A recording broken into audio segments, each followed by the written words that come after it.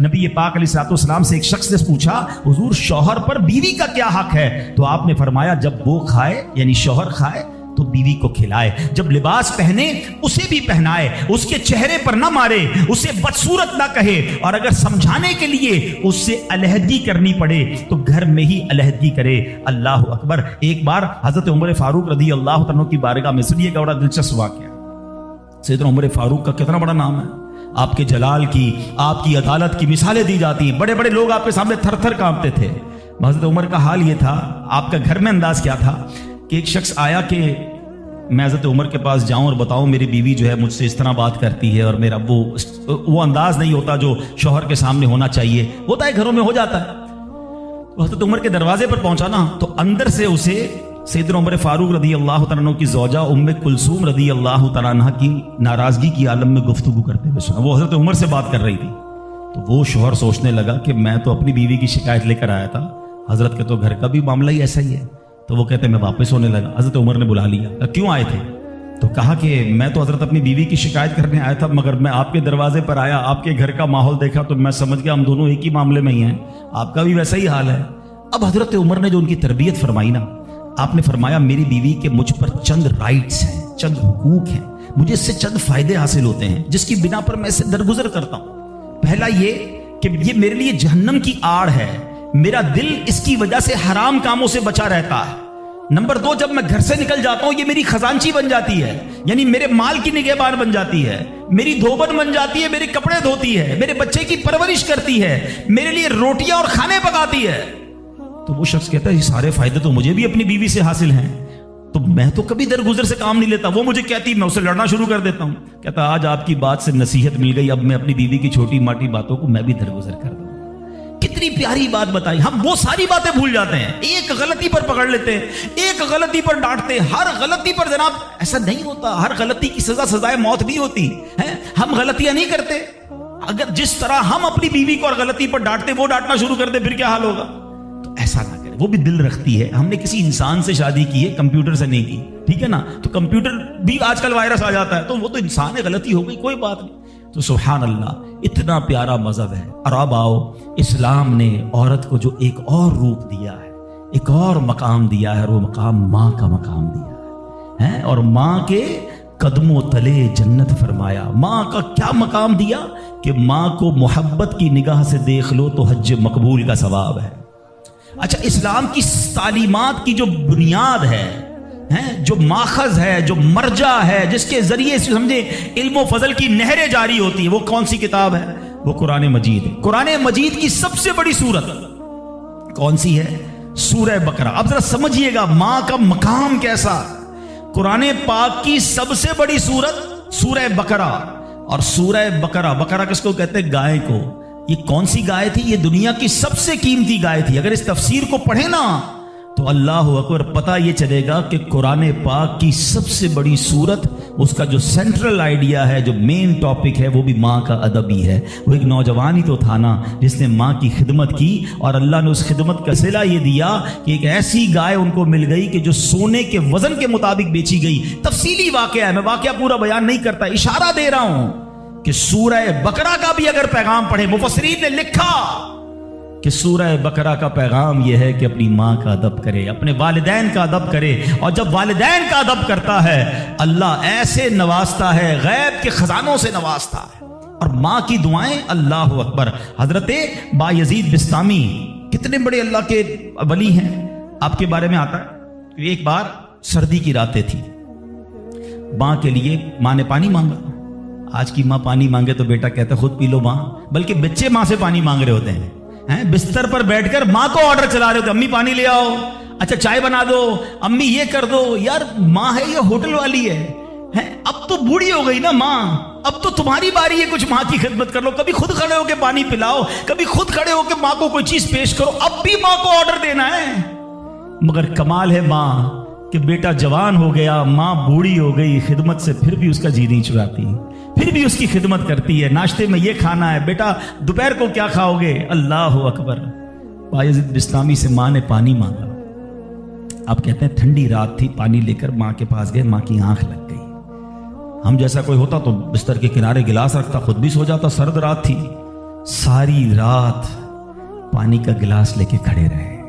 पता नहीं कब माँ की आंख खुल जाए, कब पानी की जरूरत हो। जब माँ की आंख खुली ना तो पानी थोड़ा सा ना आपकी उंगलियों पर लग गया था, तो वो बर्फ बन गया था। इतनी ठंडी रात थी कि पानी बर्फ बन गया था।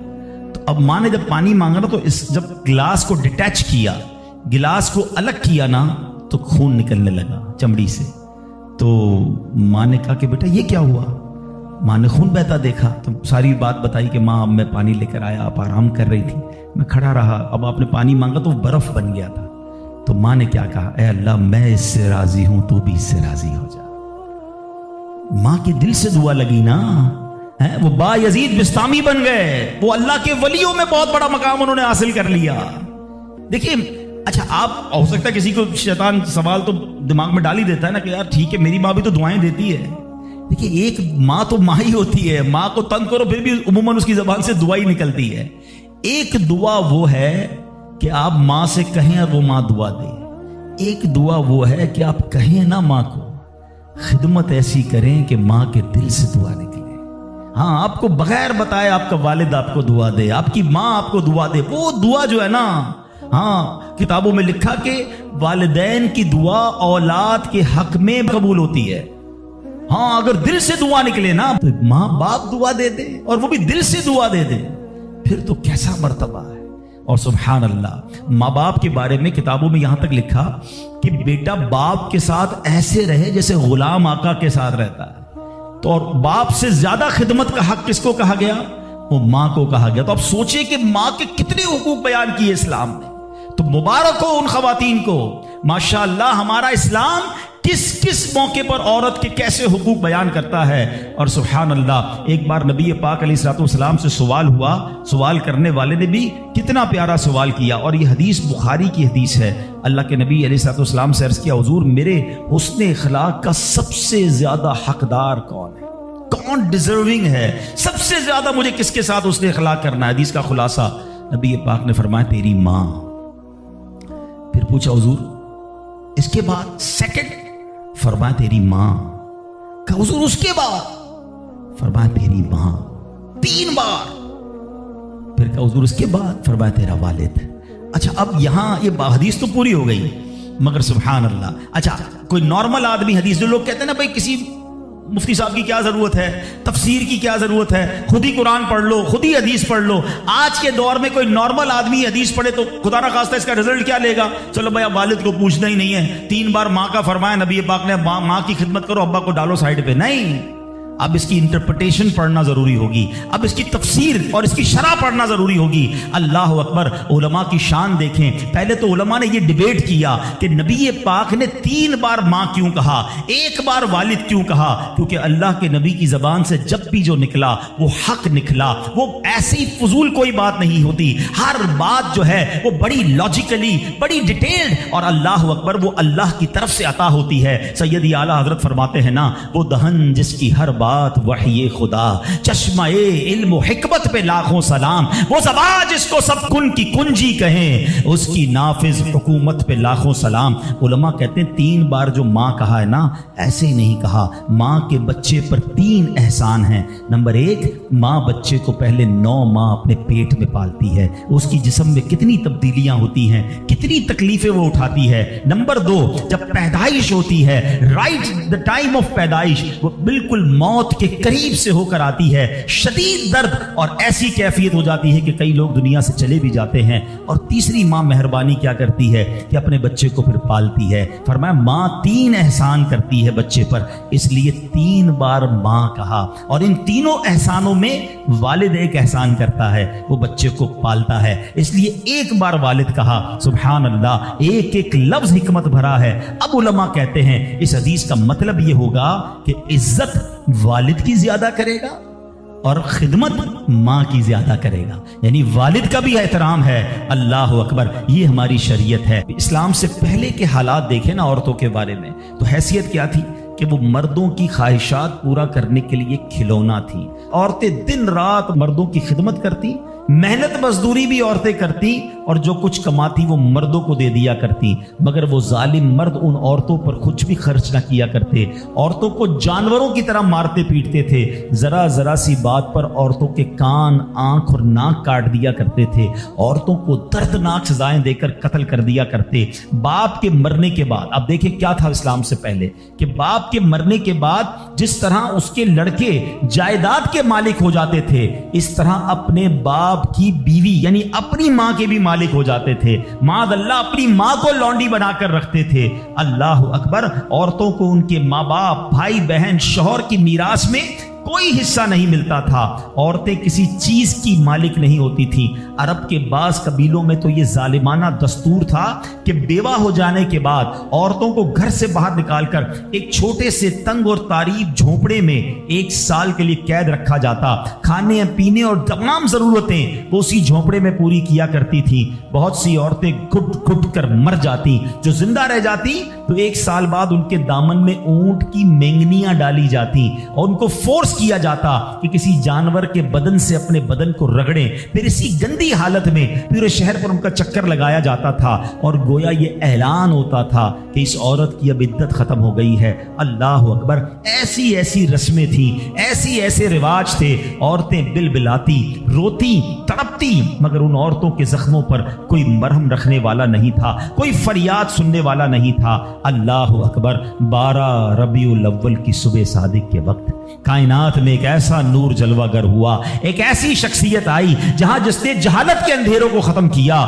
وہاں ساری دنیا کی عورتوں کے لیے ایک ایسے دکھ کا مداوا بن کر آئے۔ نبی پاک علیہ الصلوۃ والسلام ایسے احکامات لے کر آئے، اتنی پیاری شریعت اور مذہب لے کر آئے جس میں اللہ کے دین نے عورتوں کو ایسا مقام عطا کیا کہ سبحان اللہ، عورتوں کی قسمت کا ستارہ چمک اٹھا۔ اسلام کی بدولت ظالم مردوں کے ظلم و ستم سے کچلی اور روندی ہوئی عورتوں کا درجہ اس قدر بلند ہوا کہ عورت معاملات زندگی اور موت کے ہر مرحلے پر عورت کو باوقار مقام حاصل ہوا۔ مردوں کی طرح عورتوں کے بھی حقوق جو ہے وہ بیان کیے گئے، عورتوں کی حفاظت کے لیے احکام خداوندی نازل ہوئے، عورتوں کو مالکانہ حقوق مل گئے، عورتیں اپنے مہر کی رقموں، اپنی تجارتوں، اپنی جائیدادوں کی مالک بنا دی گئیں، اپنے ماں باپ، بھائی بہن، اولاد اور شوہر کی میراثوں کی وارث قرار دی گئیں۔ الغرض وہ عورتیں جو مردوں کی جوتیوں سے بھی زیادہ ذلیل و خوار تھیں، انتہائی مجبور و لاچار تھیں، وہ مردوں کے دلوں کا سکون اور ان کی گھروں کی ملکہ بن گئیں۔ چنانچہ قرآن مجید صاف صاف لفظوں میں خواتین کے، عورتوں کے حقوق بیان کرتے ہوئے ارشاد فرماتا ہے، بسم اللہ الرحمن الرحیم، خلق لکم من انفسکم ازواجا لتسکنوا الیہا وجعل بینکم مودۃ ورحمہ۔ قرآن کہتا ہے تمہارے لیے تمہاری جن سے جوڑے بنائے کہ ان سے آرام پاؤ اور تمہارے آپس میں محبت اور رحمت رکھی۔ اب کوئی مرد نہ عورتوں کو مار پیٹ سکتا ہے، نہ ان کو گھروں سے نکال سکتا ہے، اور نہ کوئی ان کے مال و اسباب یا جائیدادوں کو چھین سکتا ہے، بلکہ ہر مرد پر مذہبی طور پر عورتوں کے حقوق ادا کرنے لازم ہیں۔ اللہ اکبر۔ گویا اسلام نے ظلم کا دروازہ بند کر دیا، کبھی ماں کے روپ میں، کبھی بیٹی کے روپ میں، کبھی بہن کے روپ میں، تو کبھی زوجہ کے روپ میں۔ اللہ اکبر۔ عورت کو ایک ایسا مرتبہ عطا فرما دیا کہ عورت کسی بھی روپ میں ہو، جب بھی اس کے جناب حقوق تلف کیے جائیں گے، نا انصافی کی جائے گی، اسلام وہاں پر اپنا کردار ادا کرتا ہے۔ اسلامی قوانین سامنے آتے ہیں، عورتوں کے حقوق بیان کیے جاتے ہیں۔ آؤ سب سے پہلے بات کرتے ہیں بیٹی کی۔ کتنی بڑی نعمت اسلام نے قرار دی، مگر آپ جانتے اسلام سے پہلے بیٹی کا حال کیا ہوتا تھا؟ اللہ اکبر۔ بیٹی کی پیدائش کو شرمندگی سمجھا جاتا تھا۔ کسی کے یہاں بیٹی پیدا ہو جائے وہ لوگوں کے سامنے آتا نہیں تھا، کئی مہینے تک چہرہ ہی نہیں دکھاتا تھا، یعنی وہ سمجھتا تھا کہ میری بہت بڑی ذلت ہو گئی ہے کہ میرے یہاں بیٹی ہو گئی۔ اللہ اکبر۔ بیٹیوں کو زندہ درگور کیا جاتا تھا، بیٹی کو بھی مار دیا جاتا اور بیٹی کی وجہ سے اس کی ماں کو مار دیا جاتا تھا۔ اللہ اکبر۔ قرآن کیا کہتا ہے؟ سبحان اللہ، کیسا پیارا مذہب ہے، کتنا شاندار ہمارا دین ہے۔ اللہ کا کلام کہتا ہے وَإِذَا بُشِّرَ أَحَدُهُمْ بِالْأُنثَىٰ وَلَّ وَجْهُهُ مُسْوَدًّا وَهُوَ كَظِيمٌ۔ قرآن کہتا ہے جب ان میں کسی کو بیٹی ہونے کی خوشخبری دی جاتی ہے تو دن بھر اس کا منہ کالا رہتا ہے، يَتَوَارَىٰ مِنَ الْقَوْمِ مِنْ سُوءِ مَا بُشِّرَ بِهِ۔ اور وہ غصہ کھاتا ہے اور لوگوں سے چھپتا پھرتا ہے، اس بشارت کی برائی کے سبب سے اللہ اکبر ایمسکہ علی ہون ام یدسہ فی التراب، کیا اسے ذلت کے ساتھ رکھے گا یا اسے مٹی میں دبا دے گا؟ الا ساء ما یحکمون، ارے بہت ہی برا حکم لگاتے ہیں۔ اللہ اکبر۔ اب جناب ہوتا کیا تھا کہ بچیوں کو زندہ دفن کیا جاتا، مگر اس معاشرے میں ایسے لوگ بھی تھے جن کو اللہ نے کیسا نرم دل دیا تھا۔ حضرت صعصعہ، سنیے گا، حضرت صعصعہ بن ناجیہ رضی اللہ تعالیٰ کا معمول کیا تھا کہ وہ خود کہتے ہیں نبی پاک کی بارگاہ میں آ کر، حضور میں دیکھتا تھا کہ جب کسی کو گھر میں بچی پیدا ہوتی تھی اور اس کو وہ دفنانے کا ارادہ کرتا تھا، میں اس کے گھر جاتا، کہتا کچھ پیسے لے لو، بچی مجھے دے دو، دفنانا نہیں، میں اس کی کفالت کروں گا۔ کہتے حضور 360 بچیوں کو میں نے دفن ہونے سے بچایا، لیکن ایمان نہیں لایا تھا۔ 2 اونٹنیاں دی، 10 اونٹنیاں دی، بعض اوقات میں نے حاملہ 10 اونٹنیاں دے کر اور ایک اونٹ فدیہ دے کر بچیوں کو بچایا۔ حضور کیا میرے اس زمانے کا وہ عمل مجھے کوئی اجر دے گا؟ ایمان تو نہیں لایا تھا مگر یہ نیکی کر کے آیا ہوں۔ اللہ کے حبیب نے کتنا پیارا جواب دیا، فرمایا اجر تو تمہیں مل گیا نا، تم ایمان لے آئے، دیکھو اس نیکی کے سبب تمہیں اسلام مل گیا۔ اور سنو، ہم تو یہ کہیں گے صرف اسلام نہیں ملا بلکہ وہ تو صحابی بھی بن گئے، اللہ کے نبی کے دور میں ایمان لے آئے نا، پیارے آقا کی صحبت اختیار کر لی تو اللہ نے ایمان بھی دیا، صحابی بھی بنا دیا۔ لیکن میرے پیارے اسلامی بھائیوں، ایسا حال تھا کہ بچیوں کو پھینک دیا جاتا تھا۔ اب یہاں میں تھوڑی سی بات آج کے دور کی بھی کرنا چاہوں گا۔ ہم انشاءاللہ قرآنی احکام عورتوں کے بارے میں بھی سنیں گے اور ساتھ ساتھ اپنی تربیت بھی کرتے جائیں گے۔ ہم میں سے بہت سارے بیٹیوں والے ہوں گے، مگر کیا یہ خبریں نہیں آتی کہ بچی کی پیدائش کی وجہ سے ماں کو برا بھلا کہا جاتا ہے، گھروں میں جھگڑے ہیں، معاذ اللہ۔ اب بھی یہ خبریں آتی ہیں کہ بچی پیدا ہوئی تو کچرا کنڈی پر پھینک دی گئی۔ یہ تو پھر سے ہم لگتا ہے اسی دور میں جا رہے ہیں۔ اسلام جو بچیوں کے حقوق لے کر آیا، اسلام جو بچیوں کو برا ماننے کے خلاف عمل کرنے کا ہمیں حکم دیتا ہے، بلکہ سنو حدیثیں کیسی ہیں۔ اے بچیوں والو تمہیں مبارک ہو، اے بیٹیوں والو تمہیں مبارک ہو، اپنی بیٹیوں کو کبھی برا نہ سمجھنا۔ نبی پاک علیہ الصلوۃ والسلام فرماتے ہیں جس شخص کے بیٹی ہو وہ اسے زندہ دفن نہ کرے، اسے ذلیل نہ سمجھے اور اپنے بیٹے پر اسے ترجیح نہ دے تو اللہ عز و جل اسے جنت میں داخل کر دے گا۔ ایک اور جگہ نبی پاک فرماتے ہیں، اللہ اکبر، یہ حدیث تو میں کہتا ہوں ختم ہے نا، اس کے بعد الفاظ ہی نہیں بچتے۔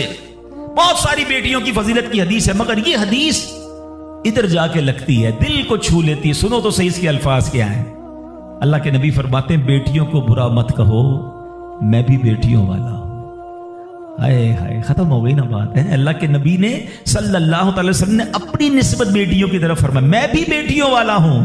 بے شک بیٹیاں تو بہت محبت کرنے والیاں، غم گسار اور بہت زیادہ مہربان ہوتی ہیں۔ ایک اور حدیث سنو، نبی پاک فرماتے ہیں جو شخص 3 بیٹیوں یا بہنوں کی اس طرح پرورش کرے کہ ان کو ادب سکھائے۔ اب اسلام یہاں پر نہ صرف بیٹیوں کا درس دے رہا ہے، اے بہنوں والوں تمہیں بھی مبارک ہو، بہنوں کو حقیر نہ سمجھنا، یہ ان لوگوں کے لیے بھی درس ہے۔ اسلام جب نہیں آیا تھا نا تو بہنوں کے حقوق نہیں تھے، ان کو کوئی ورثے میں حق نہیں دیتا تھا، بہنوں کی شادیاں نہیں کرواتے تھے۔ مگر آج بھی کچھ قبائل سنا ہے ایسے ہیں، آج بھی بدبخت کچھ لوگ ایسے ہیں جو بہنوں کے حق دبا لیتے ہیں۔ ارے بہنیں تو غم گسار ہوتی ہیں، بہنیں تو بھائیوں کا مان ہوتی ہیں، ارے بہنیں ہوتی ہیں تو گھر میں رونق ہوتی ہے۔ ارے بہنوں کو عزت دیا کرو، بہنوں کو پیار دیا کرو۔ اور آج جو بہنوں کا حق دباتے ہیں، آج جو بہنوں کو ذلیل کرتے ہیں، نہ کرنا۔ ہمارا اسلام بہنوں سے محبت کا درس دیتا ہے۔ سنو بیٹیوں والو اور بہنوں والو، اللہ کے حبیب کیا فرماتے ہیں صلی اللہ تعالی علیہ وسلم، میرے نبی کا فرمان ہے کہ جس کی 3 بیٹیاں